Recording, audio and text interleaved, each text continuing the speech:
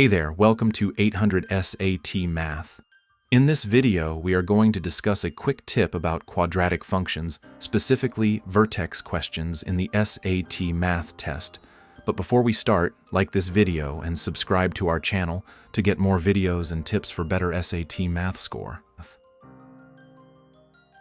First, you have 15 seconds to read and review the question. If you need more time, you can pause the video.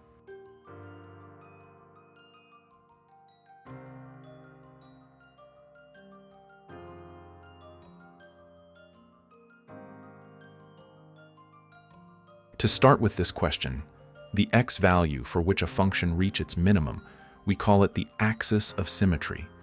And in order to get the axis of symmetry in the standard form, which is f of x, you need to use the formula of negative b divided by 2a. If we apply the coefficients, the axis of symmetry will be negative 8.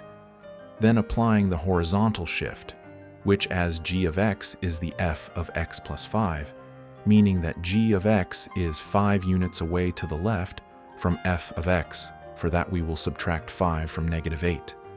The answer will be negative 13, which is A. You can repeat the video for further clarity. Drop any question in the comments. Thank you for watching and happy studying.